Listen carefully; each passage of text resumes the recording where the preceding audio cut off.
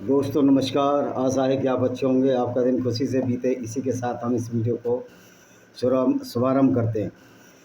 दोस्तों कल मैं हामिद मीर जो कि पाकिस्तान के पत्रकार हैं उनका एक वीडियो देख रहा था। वो कह रहे थे जो फ़िलिस्तीन में जो हथियार हैं जो इजराइल चला रहा है वो अमेरिका के हथियार नहीं है, वो भारत के हथियार है। और भारत जो हथियार भेज रहा है उसमें फ़िलिस्तीन के कत्लेआम के लिए भारत भी जिम्मेदार है। फ़िलिस्तीनियों का जो खून बह रहा है उसके लिए भी भारत जिम्मेदार है। हामिद जैसे मूर्ख पत्रकारों को मैं बताना चाहता हूँ कि जो तुम इस्लाम को मानते हो लगभग तुम पागल ही हो जाते हो। आप सिर्फ एक नफ़रती अल्लाह के चश्मे से देखते हो, एक ऐसे पैगंबर के चश्मे से देखते हो जो ना सिर्फ लुटेरा था बल्कि वे बलात्कार करता था और करवाता था। जिसने जवाहरिया के साथ बलात्कार किया, सफ़िया बिन्त हुइया के साथ उसके पति और पिता किनाना अल रबी को मारकर बलात्कार किया। तो ये तुम्हारा दोष नहीं है हामिद मीर, ये तुम्हारी आइडियोलॉजी जो बर्बरता भरी आइडियोलॉजी है। तो आपको तो शर्म आएगी नहीं, बेशर्म हो, मोटी खाल के लोग हो आप लोग। 1970 में पाकिस्तान जनरल जिया हक जिसने कि पाकिस्तान का बेड़ा गर्क कर दिया, जो कि दूसरा औरंगजेब था पाकिस्तान का, जिसने इस्लाम की गुंडागर्दी को एक कानून का जामा पहना दिया जिसको कि शरीयत बोलते हैं। जी हाँ, शरीयत एक तरह की गुंडागर्दी है। जियाउल हक ने जब जॉर्डन में फ़िलिस्तीनियों ने शरण ली तो फ़िलिस्तीनी जॉर्डन के लोगों को मारने लगे, उनका अपहरण करने लगे। तब इन्हीं पाकिस्तानी नर पिचासों ने जियाउल हक के अंडर, जब वो सेनाध्यक्ष था, फ़िलिस्तीनियों को मारने के लिए जॉर्डन के शाह के अनुरोध पर एक सेना भेजी और जिसने 50,000 फ़िलिस्तीनियों को जान से मार दिया। तो फ़िलिस्तीनियों को शरण देने का खामियाजा जॉर्डन के शाह को ये भुगतना पड़ा कि उन्हीं के लोगों के अपहरण होने लगे, उन्हीं के लोगों की हत्याएं होने लगी। जब इस्लाम वाले आपस में ही सगे नहीं हैं तो ये गैर मुस्लिमों के सगे क्या होंगे। इजराइल ने हमको हथियार दिए जब कारगिल की लड़ाई में इस्लामिक राक्षस जो पाकिस्तानी सेना में भरे पड़े हैं भारत पर घुसपैठ कर ली 3-4 किलोमीटर तक। और जब इजराइल ने जो हमको बंकर बस्ट दिए जिनसे कि बंकर गहराई तक तोड़े जाते हैं, वो इजराइल नहीं दिए थे। तो अब अगर इस्लाम की आइडियोलॉजी से लड़ना है, इसकी गुंडागर्दी से लड़ना है, तो सारे गैर मुस्लिमों को तो एक होना ही पड़ेगा, क्योंकि इस्लाम ही तो कहता है कि गैर मुस्लिम हमारे दुश्मन है। हमको पूरी दुनिया में इस्लाम फैलाना है तो सबसे पहली लड़ाई तो गैर मुस्लिमों से ही होगी, जिसमें हिंदू, यहूदी और ईसाई प्रमुख हैं। वो कि समय समय पर और लोगों ने भी इनका जवाब दिया है। लेकिन हमें ये नहीं भूलना चाहिए कि पारसियों का नरसंहार इतने बड़े पैमाने पर किया गया इसी इस्लाम के गुंडों द्वारा कि आज पारसियों ने जो शरण ली भारत में, थोड़े बहुत पारसी जो ईरान में बचे हैं वो इसलिए बचे हैं कि ईरान में अब इस्लाम के खिलाफ बिगुल बज चुका है। ईरान के लोग इस्लाम को अपना धर्म मानने से इनकार कर रहे हैं। वैसे भी इस्लाम कोई धर्म नहीं है, ये एक ऐसी आइडियोलॉजी है जो दूसरों को लूटने खसोटने के लिए पैदा हुई है, जो नफ़रत फैलाने के लिए पैदा हुई है। तो हामिद मीर जैसे मूर्खों को, जो पाकिस्तान का पत्रकार है, उसको समझाना चाहता हूँ कि अगर तुम गैर मुस्लिमों के खिलाफ युद्ध छेड़ोगे तो गैर मुस्लिम तो आपसे बुद्धि में भी ज़्यादा है, संख्या में भी ज़्यादा है, और आपकी तरह अज्ञानता और मूर्खता में नहीं पड़े हुए। गो कि आप ये मानते हो कि अल्लाह दुनिया को बनाने वाला है, लेकिन उस अल्लाह को ये नहीं पता कि उसने जो पृथ्वी बनाई है वो घूमती है। तुम्हारा अल्लाह कहता है स्थिर है और सूरज उसके चारों तरफ घूमता है। इससे ये साबित हो जाता है कि तुम्हारा अल्लाह अज्ञानी या मूर्ख है, या अल्लाह नाम की कोई चीज़ नहीं। दूसरे तथ्य पर ज़्यादा गौर देना होगा, क्योंकि अल्लाह नाम की कोई चीज़ नहीं। तो जो अल्लाह के नाम पर जो मारकाट गैर मुस्लिमों द्वारा की जा रही है, गैर मुस्लिमों की जा रही है मुसलमानों द्वारा, हमने ये साबित कर दिया अल्लाह है ही नहीं। अल्लाह प्रभावशाली छोड़ो, अल्लाह है ही नहीं। अल्लाह एक गुड़िया है जो मोहम्मद ने बनाया अपने फ़ायदे के लिए, क्योंकि अल्लाह के नाम से तुम्हारे पैगंबर ने लूट की, औरतों को लूटा, बाज़ारों में बेचा, पूरी दुनिया में एक गंदगी फैला दी जिसको क्या इस्लाम के नाम से जानते हैं। तो उसी गंदगी के कीड़े तुम भी हो। क्या नाम है तुम्हारा? हामिद मीर, जो जियो टीवी में काम करते हो, तुम भी उसी गंदगी की पैदाइश हो।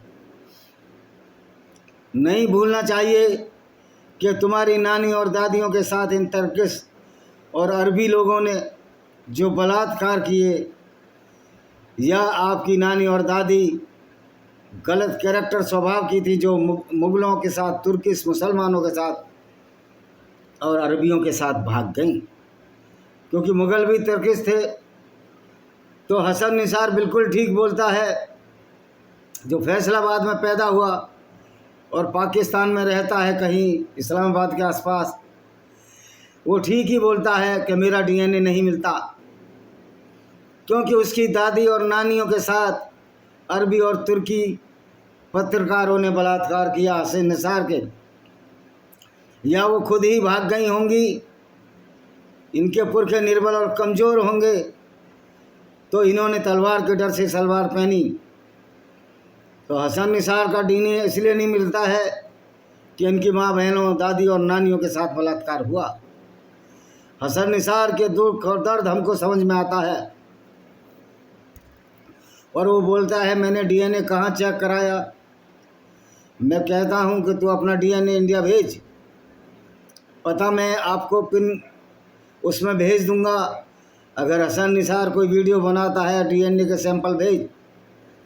अगर वास्तव में तेरा डीएनए पाकिस्तानी या भारत के डीएनए से नहीं मिलता, तो तू हराम और अवैध की औलाद है, तू बलात्कार की औलाद है, ऐसी औलाद है जो मोहम्मद के ज़माने में मोहम्मद और उनके साथियों ने भी पैदा की।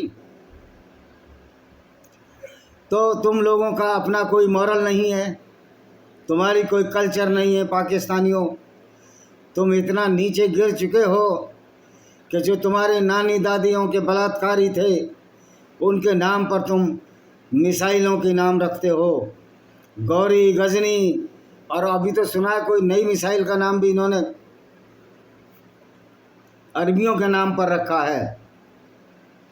तो जिसकी पीढ़ियां अपनी कल्चर को भूल दी जाती हैं, वो लोग कितने कायर और डरपोक होंगे। और ऐसे कायर डरपोकों की औलादें भारत और बांग्लादेश में और पाकिस्तान में उन हिंदुओं को धमकाने की कोशिश कर रही हैं जिन्होंने कभी धर्म परिवर्तन नहीं किया। कायरों से डरा नहीं जा सकता। तो कायरों को जवाब देने के लिए इजराइल ने जो रणनीति अपना रखी है, वो रणनीति ही कारगर है।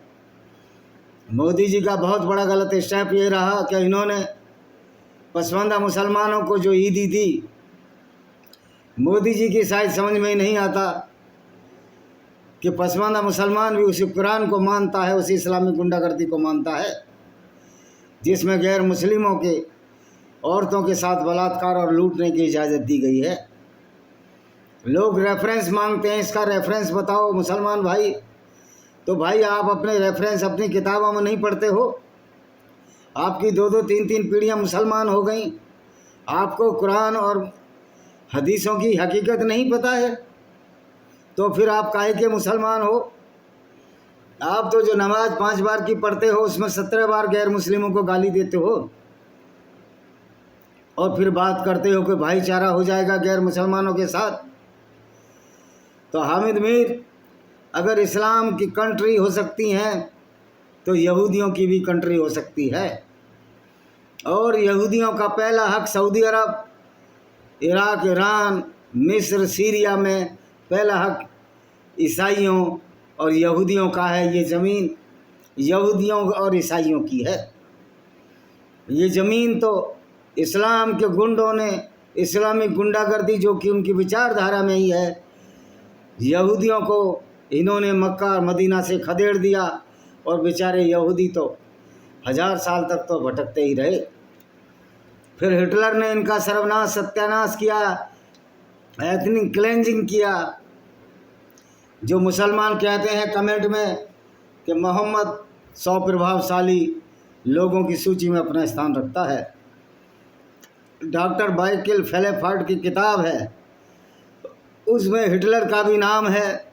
और माइकल फेलेफर्ट ने तो ये बोला है कि जो गुंडे और बदमाश हैं उसमें भी उनका भी नाम मैंने इसमें रखा है। जिन्होंने गलत तरीके से पूरी दुनिया को प्रभावित किया, पूरी मानवता को शर्मसार किया, उसमें मैंने मोहम्मद का नाम रखा है। ये उनकी सविरोक्ति है। मोहम्मद का नाम उस किताब में इसलिए है कि मोहम्मद ने जो काम किए वो हिटलर से भी गए बीते थे। मैं फिर कहना चाहता हूँ, आज का मुसलमान जो गैर मुस्लिम औरतों की इज्जत करता है, उनको लूटने की बात नहीं सोचता, गैर मुस्लिमों को कत्ल करने की नहीं सोचता, मोहम्मद साहब उस मुसलमान के पैरों की धूल नहीं है। एक ऐसा व्यक्ति जो लुटेरा रहा हो, उसको पैगंबर मानने वाले हामिद मीर की मानसिकता क्या हो सकती है? जैद हामिद की मानसिकता क्या हो सकती है? हसन निसार की मानसिकता क्या हो सकती है? ये खुद ही अपनी कहानी बयान कर रहे हैं हसन निसार कि मेरा डीएनए तो इंडियन सब कॉन्टिनेंट के डीएनए से नहीं मिलता। तो इसका मतलब तुम्हारी नानी, दादी और परनानियों के करैक्टर लूज थे, उन्होंने जिना किया और जिससे हसन निसार के पुरखे पैदा हुए। और ये पुरखे नेचुरल में, इनके पिता तो भारतीय उपमहाद्वीप के नहीं थे, क्योंकि जब इस्लाम फैला तो ये लूटना शुरू किए। और सबसे पहले पाकिस्तानी पंजाब और सिंध को ही लूटा गया, क्योंकि वही रास्ता था अरबियों के भारत में प्रवेश करने का। आज हसन निसार के राजा दाहिर उनका आदर्श नहीं है, क्योंकि राजा दाहिर ने अपनी अस्मिता की रक्षा करते हुए और उसकी दोनों बेटियों परिमल देवी, सूर्य देवी और रक्षा करते हुए अपने प्राण न्यौछावर दिए।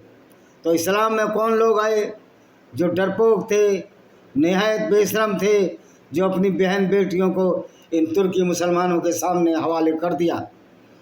और उसके साथ जो बलात्कार से जो पैदा हुए, ऐसे मुसलमानों की संख्या पाकिस्तानी पंजाब और सिंध में बहुत ऐसे है।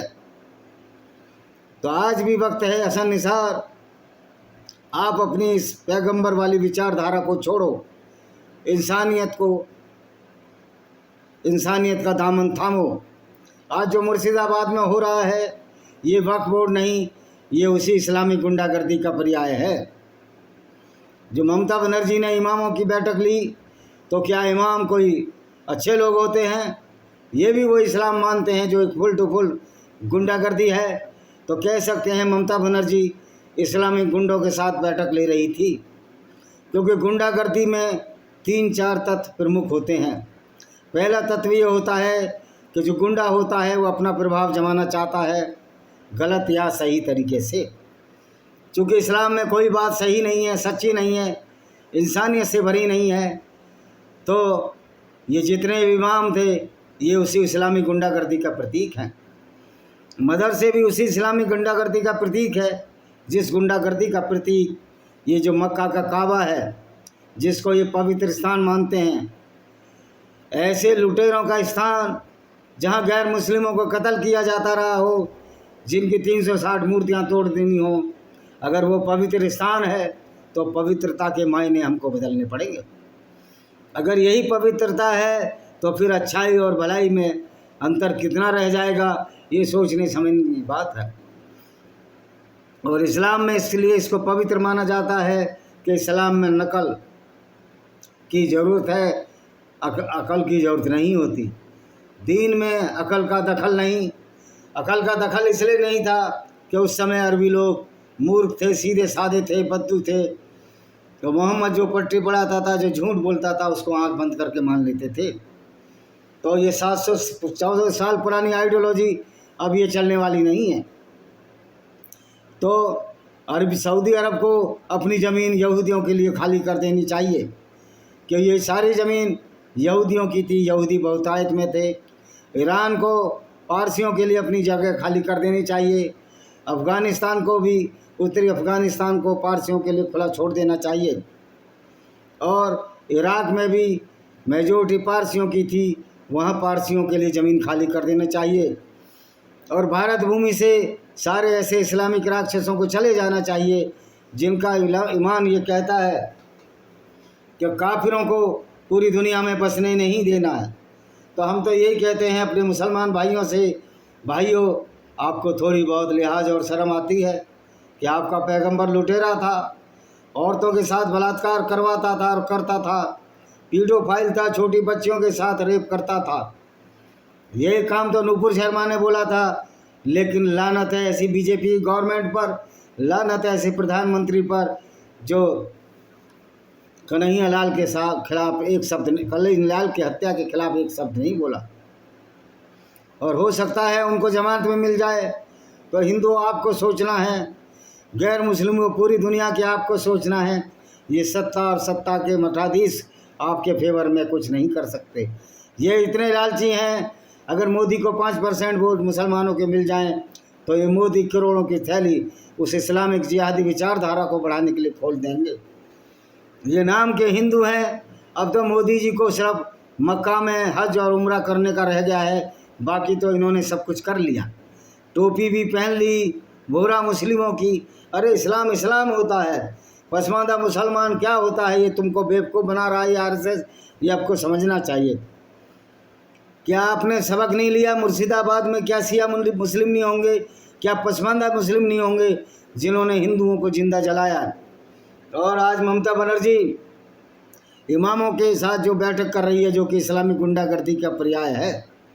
भले इमाम ये कहें कि मोहम्मद एक बड़ा दयालु था, उसमें किंचित मात्र भी दयालु नहीं था। उसने हर उस व्यक्ति का कत्ल कराया जो व्यक्ति उसके खिलाफ हुआ। उसने औरतों को भी कत्ल कराया, अस्मा बिन्त मरवान को कत्ल कराया, किरपा को उसने 2 ऊँटों के बीच में चिरवा दिया जो कि एक यहूदी औरत थी। तो ये इस्लामी गुंडागर्दी का अगर कोई मुकाबला कर रहा है तो इजराइल कर रहा है। और जो लोग इजराइल को गलत बोल रहे हैं, जो गैर मुस्लिम हैं, भाइयों ये वक्त आप पर भी आएगा। आपकी बहन बेटियों की जब इज्जत लूटी जाएगी। और हिंदुओं से तो कोई बेगैरत कोई कौम नहीं है। मैं भी हिंदू हूँ जो अपने बलात्कारियों के गुणगान करते हैं। उनमें बहुत से ऐसे नेता हैं, समाजवादी पार्टी बीजेपी में भी कुछ होंगे, कांग्रेस में ऐसे नेता भरे पड़े हैं जो नाम के हिंदू हैं और हिंदुओं के माँ बहन के बलात्कारियों की विचारधारा को मानने वाले मुसलमानों का अपीसमेंट करते हैं। तो आज लड़ाई जो है गैर मुस्लिम और इस्लाम के बीच में है। मुसलमानों से हमारी कोई लड़ाई नहीं है, क्योंकि मुसलमान लोग भी अब इस्लाम को छोड़ रहे हैं और इस्लाम को छोड़कर मानवता की विचारधारा की तरफ लौट रहे हैं। ये अच्छा संकेत है। तो आशा करते हैं कि हामिद मीर आपकी बात समझ में आ गई होगी, हसन निसार आपकी बात समझ में आ गई होगी कि आपका डीएनए अगर नहीं मिल रहा है तो आपकी नानी और दादियों का कैरेक्टर ख़राब था, वो तुर्की मुसलमानों से उन्होंने इंटरकोर्स किया या उनके साथ बलात्कार हुआ, ये फैसला आपको करना है। क्योंकि जब वो यहाँ पर आए तो पाकिस्तानी पंजाबी मुसलमानों को जो पहले हिंदू थे मार मार कर मुसलमान बनाया गया और तलवार के बटर से पर सलवार पहन ली। अगर यकीन ना आए तो हिस्ट्री को पढ़ लो। और हामिद मीर तुम्हारी तो कोई औकात नहीं, तुम तो बेशरम हो। जिनका पैगंबर ही इस तरह का हो, ऐसे लोग प्राय बेशरम होते हैं और हामिद मीर बहुत बड़ा बेशरम है। अगर भारत हथियार इजराइल को दे रहा है तो ठीक कर रहा है, क्योंकि इजराइल ने ही हमें इस्लामी राक्षसों से कारगिल ने बचाने के लिए ऐसे ऐसे हथियार दिए थे जिससे अल्लाह की फ़ौज सरेंडर कर गई, उनकी पतलूनें ढीली हो गई। और ऐसे हथियार रसिया देता रहा है।